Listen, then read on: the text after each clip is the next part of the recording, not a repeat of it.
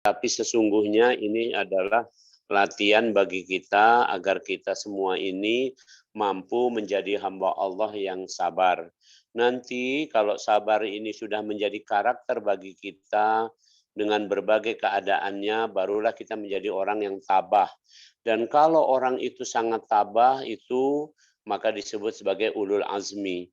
Tapi ulul azmi itu hanya dimiliki oleh Rasul. Ya, di Al-Quran dikatakan wasbir kama sabara ulul azmi.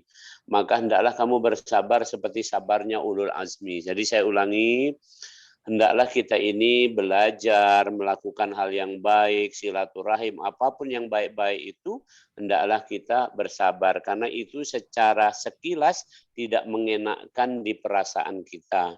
Ya, harus pengajian, harus apa itu tidak mengenakkan di perasaan kita. Tapi kalau kita lolos bisa bersabar dan kesabaran itu sudah menjadi bagian dari kita, insya Allah kita akan mendekati kepada yang namanya tabah, dan ketabahan yang paling tinggi namanya ulul azmi. Walaupun kita tidak mencapai ketabahan tertinggi, tapi insya Allah kita mencapai ketabahan secara rata. Itu satu.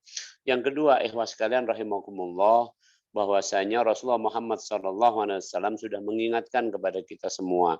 Setiap hari kita punya waktu luang. Ya mungkin kalau dihitung-hitung tidur sekian saya pernah menghitung kira-kira kita punya waktu luang satu hari itu sekitar 2-3 jam ya, 2 atau 3 jam seperti itu ya, yang waktu luang betul itu. Nah, bagaimana kita memanfaatkan waktu itu? Ya, memanfaatkan waktu itu. Para sahabat salafus soleh itu memanfaatkannya, kalau tidak bisa apa-apa, termasuk Profesor Yusuf Kordowi itu menganjurkannya memanfaatkan dengan berzikir yang dilafazkan, yaitu subhanallah, alhamdulillah, Allahu akbar, dan sebagainya. Jadi setidak-tidaknya waktu luang diisi dengan seperti itu. Apatah lagi malam ini kita menyengaja mengisi waktu luang kita insya Allah dengan pengajian barang setengah jam atau 1 jam ini. Maka alhamdulillah kita punya waktu seperti ini setiap pekan. Subhanallah. Jadi yang kedua, saya mengajak kepada kita semua untuk senantiasa waspada terhadap waktu luang ini tadi. Yang ketiga, ya, insya Allah bahwasanya setiap hari kita harus bertambah yang namanya kesadaran kita, bertambah yang namanya pemahaman kita. Setelah kita memahami sesuatu dan sadar akan keadaan kita, insya Allah itulah yang disebut sebagai orang yang memiliki ma'rifah, orang yang mampu melihat makna di balik yang tersurat. Ulangi, memahami makna di balik yang tersurat. Yang tersurat ini seperti sekarang keadaan begini, ada pandemi, ada segala macam, ada kondisi sosial, ekonomi, politik, dan sebagainya, kehidupan kita seperti ini semua tersurat. Tersurat artinya kelihatan, zohir. Tapi di balik ini ada hikmah yang besar. Ada hikmah yang bisa kita petik. Nah, hikmah itu hanya bisa diperoleh oleh orang yang memiliki pemahaman dan kesadaran. Karena itu belajar itu adalah untuk faham dan berzikir adalah untuk sadar. Dua hal itulah yang dilakukan oleh ulul albab yang disebutkan di Al-Qur'an, alladzina yadhkurunallah. Ya, kemudian wa yatafakkarun, yaitu senantiasa yadhkurunallah wa yatafakkarun. Ya, dua hal itu yang dilakukan.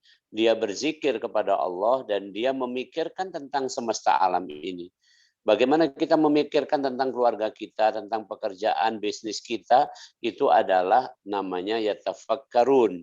Bagaimana kita berzikir kepada Allah dari zikir mulai sholat dan zikir-zikir yang lainnya, itu adalah dalam rangka berzikir kepada Allah. Jadi ikhwas sekalian, yang ketiga dari taujih malam ini adalah tentang bagaimana kita bisa memperoleh dari waktu ke waktu bertambah kefahaman dan kesadaran kita. Dan yang keempat atau yang terakhir, bahwasanya insya Allah ya kita semua sebenarnya ya kata kuncinya begini, kata Sayyidina Ali karamallahu wajha, ya khalifah yang keempat ini mengatakan begini, berpikir sejenak itu lebih bagus dari 1000 rakaat sholat sunnah. Berpikir sejenak lebih bagus dari sholat sunnah 1000 rakaat. Maksudnya ini jangan diartikan letterless. Berpikir sejenak itu adalah orang yang betul-betul memang berpikir. Jadi yang paling penting dari semua tindakan itu adalah perencanaan dulu. Orang berencana pasti ada pemikirannya. Dan yang lebih penting dari perencanaan ada satu hal, yaitu niat.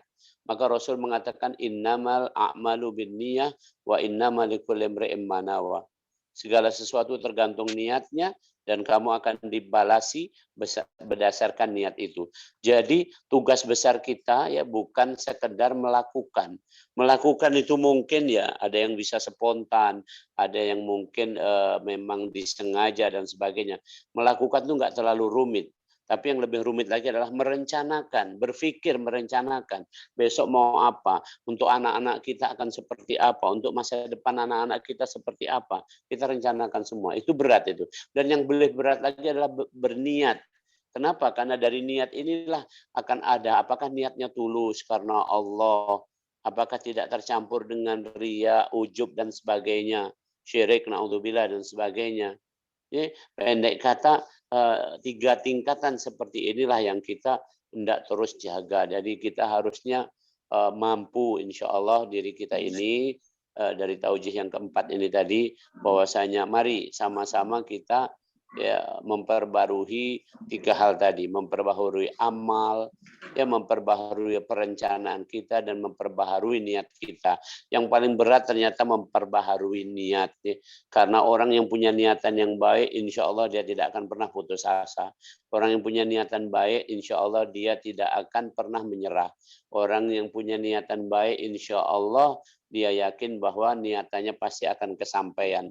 Karena Allah sudah memberi jaminan, ud'uni astajib lakum. Kalau kamu memang betul-betul meminta kepadaku, ya berjalan di jalannya Allah Subhanahu wa taala, akan sampai kepada diijabah kepada tujuan yang kita maksud. Demikian, mudah-mudahan bermanfaat. Ada 4 hal itu tadi yang ingin saya sampaikan kepada kita. Kalau tafadhol, kalau mungkin ada respon seperti apa, silakan. Ya, terima kasih Ustadz atas ujinya. Silakan kepada Hifillah sekalian, Hifillah juga yang ingin bertanya kepada guru kita, dipersilakan langsung saja.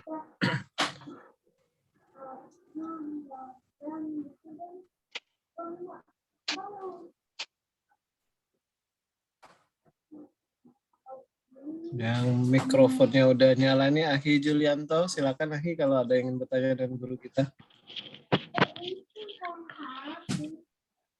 Maaf, Aki baru gabung ini, ikut aja dulu. Baru gabung ya, silakan. Maaf. Enggak apa-apa. Silakan kalau yang lain ingin bertanya dengan guru kita.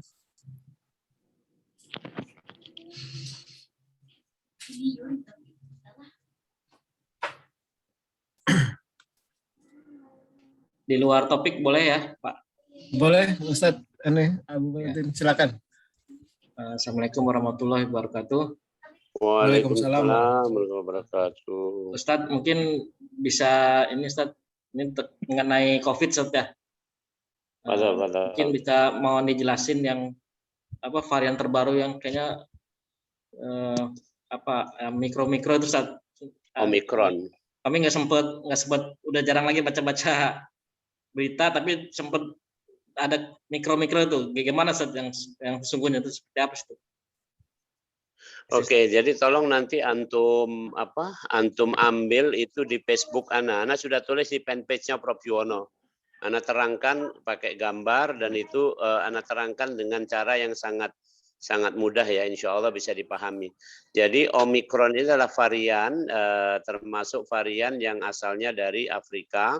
Varian ini sebenarnya sebelumnya sudah pernah ada induknya sebelumnya di ini. Kemudian bedanya varian ini lebih banyak mutasinya. Tapi ternyata varian ini tidak bertambah daya tular maupun daya ganasnya. Jadi sesungguhnya berita tentang katanya lebih menular dan lebih berbahaya itu lebih kepada berita yang dikemas dengan tidak tepat. Jadi dan kemudian kenapa buktinya?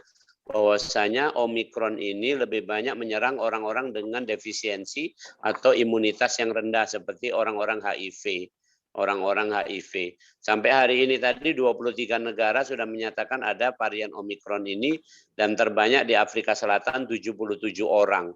Sangat sedikit sih, 77 itu pada orang-orang HIV. Jadi intinya kita nggak perlu nggak perlu cemas dengan kabar-kabar yang seperti ini.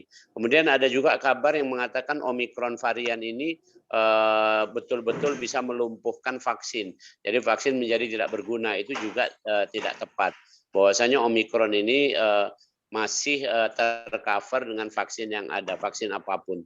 Ya, kemudian yang paling penting bagi kita Muslim, kita ingat bahwa imunitas kita itu ada zahir dan batin. Justru imunitas batin kita yang lebih kuat, insya Allah. Kalau kita sholat 5 waktu, kita senantiasa munajat pada Allah, insya Allah imunitas kita kuat secara batin. Tinggal bagaimana secara fisik kita kuatkan. Dan kalau sudah kuat seperti ini, sesuai dengan kaidahnya tadi, Omikron ini banyak menyerang orang yang imunitasnya lemah. Ya wajar saja kalau orang imunitasnya lemah bisa kena. Tapi insya Allah orang-orang dengan imunitas kuat ya nggak kena. Insya Allah demikian ya. Silahkan diambil di fanpage Ana di Prof. Yuwono ya. Lihat, sudah Ana terangkan di situ juga. Terima kasih, Ustaz. Sama-sama. Silakan yang lain ingin bertanya pada guru kita, tidak mesti dengan terkait tema yang malam ini ya. Silakan saja. Langsung saja, tidak kami tunjuk lagi. Yang ingin bertanya silakan nyalakan mikrofonnya, langsung bertanya ke guru kita.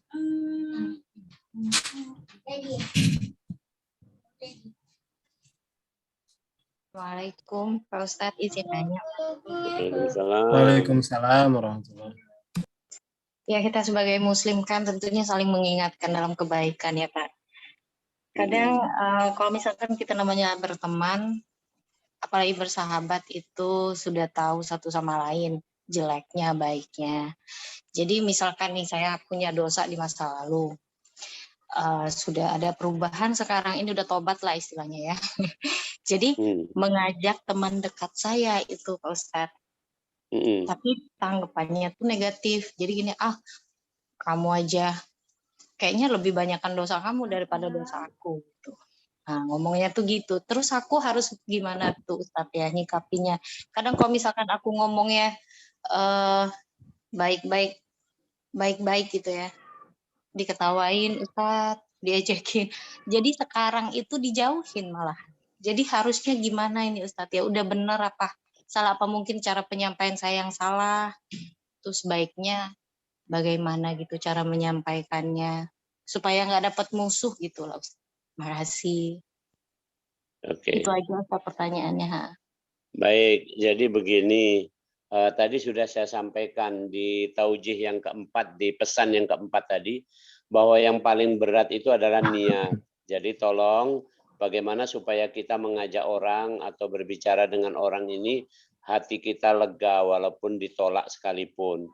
Yaitu tergantung niat. Jadi niat kita mau apa? Mau ngajak orang itu niatnya apa? Apa niat pengen supaya ini, itu, dan sebagainya? Enggak ada.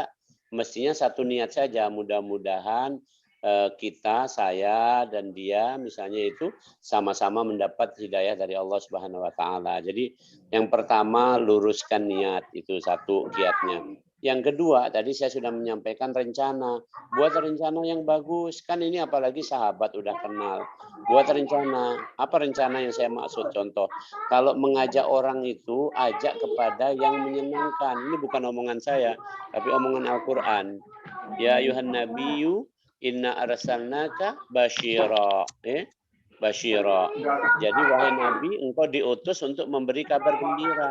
Jadi kalau mau ngajak itu ngajak ke tempat yang gembira-gembira, kepada keadaan yang gembira-gembira. Ngajak ngaji ini gembira gitu ya.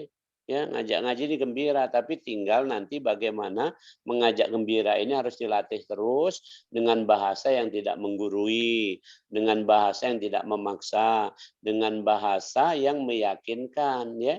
Bukan berarti kalau galak melok, ayolah, kalau tidak ya sudah, gitu. Perkara misalnya dibalas dengan omongan dosa kamu lebih banyak, jawab aja, justru itulah. Ini kalau aku ini semangat ikut pengajian, saya pernah ngomong ya, ditanya, Prof. Yuwono kenapa rajin ke masjid? Saya jawab, karena saya orang jahat. Ya, loh kok bisa begitu? Saya terangkan logikanya. Orang masuk ke masjid itu ada doa, Allahumma ftahli abwaaba rahmatik. Ya Allah, bukakan pintu-pintu rahmatmu, pintu ampunan, pintu kekayaan, pintu ini itu segala macam dibuka oleh Allah di masjid itu. Jadi kalau kita orang yang kotor, penuh dosa, orang yang miskin, orang yang banyak problem, masuk ke masjid, insya Allah kita memohon kepada Allah. Jadi justru masjid mestinya isinya orang-orang yang jahat. Kalau udah baik semua ya udah ke surga aja lah, kira-kira begitu. Nah, jadi yang kedua adalah tentang perencanaan. Rencanakan dengan sebaik-baiknya, kasih suasana, kasih pilihan yang menggembirakan, bukan pilihan yang menyusahkan. Mohon maaf, sekarang banyak orang-orang yang mengajak kepada Islam dengan ancaman, mengajak kepada Islam dengan ditakut-takuti. Ya, padahal kita tidak punya, neraka bukan punya kita, ya. Surga bukan punya kita, itu punyanya Allah. Kita tuh ngajak kepada Allah. Subhanallah, ya. Tak ada dosa yang tak diampuni Allah, tak ada kemiskinan yang tidak dicukupi Allah, tak ada masalah yang nggak selesai kalau kita mengadu kepada Allah. Jadi semuanya akan diselesaikan. Nah, yang sebenarnya usaha paling ringan adalah mengamalkannya. Amalkannya kayak mana? Ya dengan pendekatan yang sebaik-baiknya. Silahkan, saya nggak terlalu paham, tentu masing-masing paham dengan sahabatnya, apa yang menjadi kebiasaan dia sehingga kita bisa melakukan pendekatan mana yang paling cocok ya. Saya kasih contoh, ada sahabat saya itu paling cocok kalau misalnya kita ngajaknya itu sambil makan di warung. Tapi ada juga yang ngajaknya itu sambil mancing, ada juga yang ngajaknya mungkin sambil bermain musik, ada juga yang mengajaknya itu sambil olahraga, ada juga ngajaknya itu memang ke masjid. Jadi nggak semua orang cocok diajak itu untuk kepada suasana yang mesti duduk rapi dan segala macam, bukan seperti itu. Dari apa? Jadi nanti nggak usah muluk-muluk. Misalnya mau ngajak pengajian kita ini, nggak usah langsung ngajak pengajian ini, cerita aja, kamu cerita. Malam Jumat ya, jam 20 malam itu aku pengajian loh sama Prof. Yono tuh.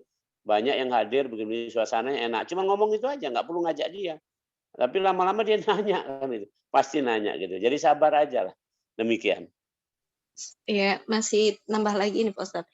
Jadi sekarang ini curhat lah ya Pak Ustadz. Iya. Nggak apa-apa ya Pak ya. Fadol. Jadi sekarang ini hubungannya itu jadi dingin Pak Ustadz. Jadi dingin. Kalau aku misalkan mau ngomong jadi takut salah. Nah jadi sebaiknya aku tuh tetap diam atau melakukan pendekatan lagi gitu Pak Ustadz. Ya pendekatan aja, biasa aja, hidup ini dicairkan. Cara menghangatkannya makan martabak boleh kan. Cara menghangatkannya ya makan bakso yang hangat-hangat semua. Jadi artinya jangan terlalu saklek dalam kehidupan ini. Saya tadi membaca ya, saya membaca postingan saya selama pandemi COVID.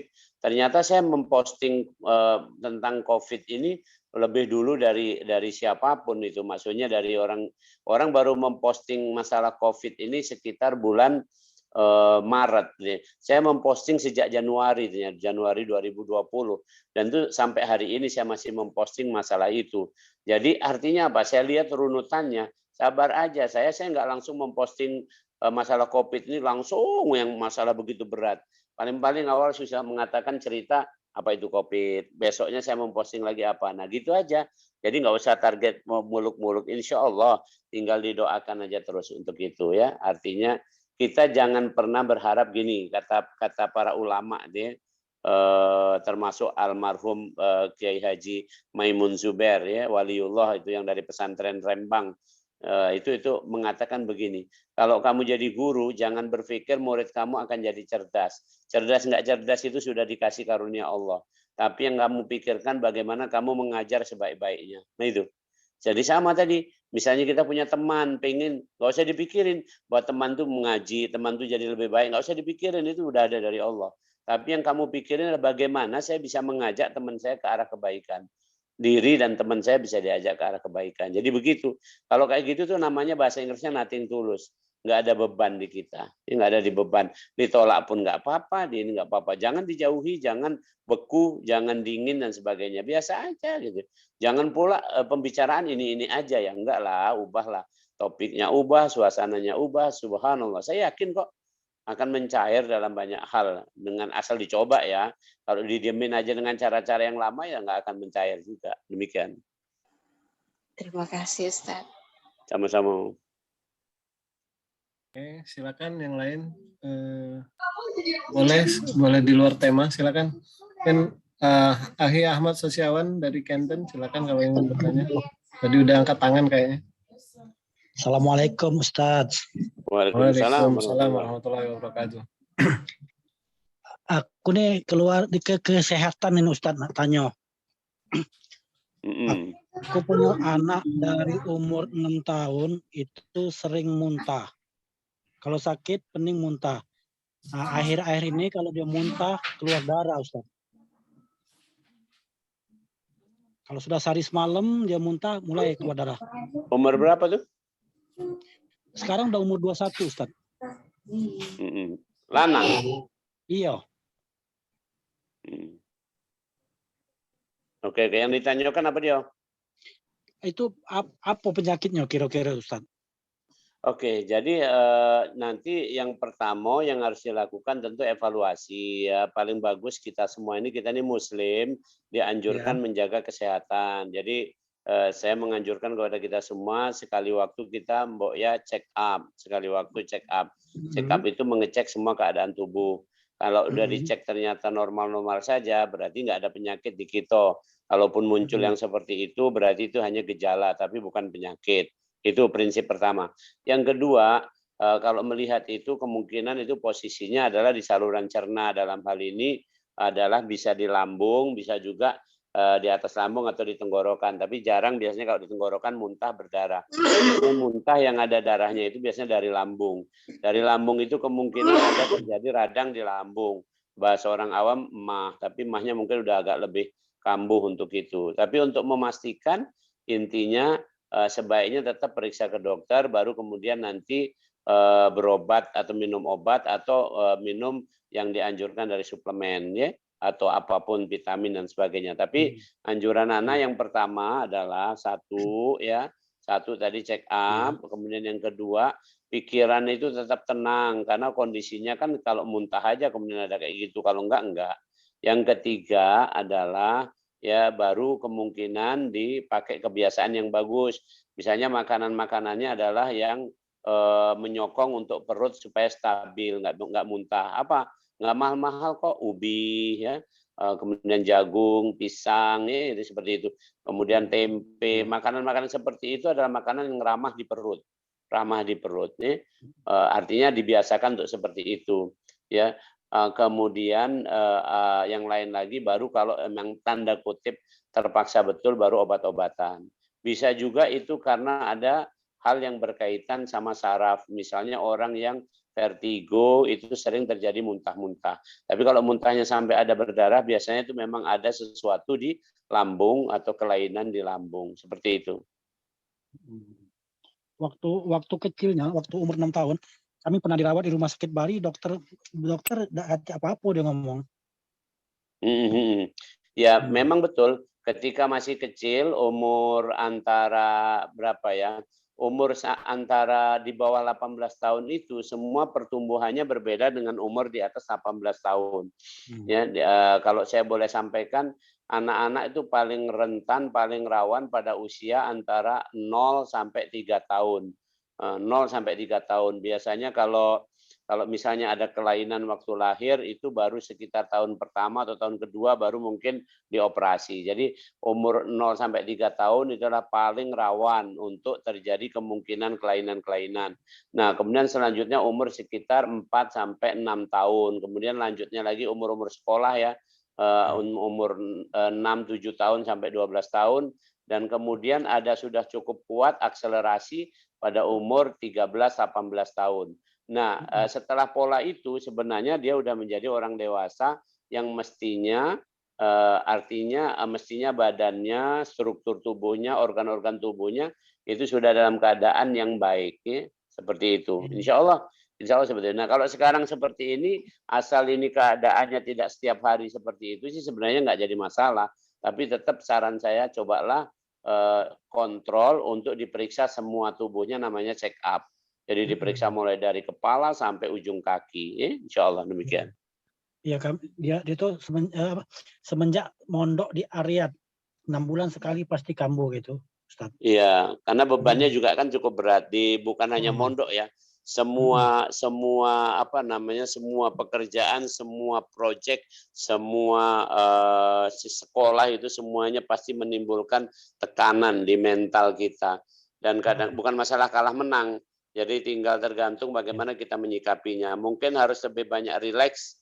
Artinya rileks itu bukan santai-santai, tapi semua kembalikan insya Allah kepada Allah, bahwa sekarang sedang mondok, sedang belajar itu dalam rangka insya Allah mendapatkan kebaikan, bukan justru adalah hal-hal yang membahayakan. Itu insya Allah, insya Allah. Amin, amin.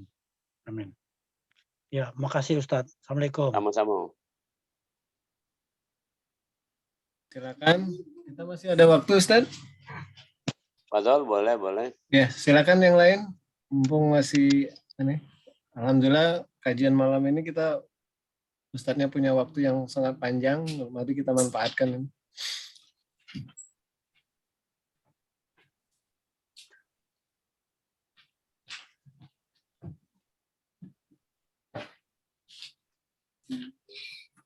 Silakan yang lain.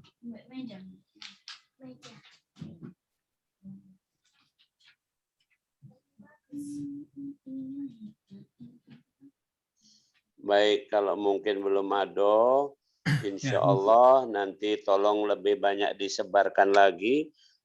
Kita runut saja, mulai dari ini malam ini kan versi terbaru ya. Kita mulai dari jam 20, supaya kita punya kesempatan waktu sekitar 40 sampai 60 menit ini. Ini kita bisa banyak saling berdiskusi, saling memberi masukan.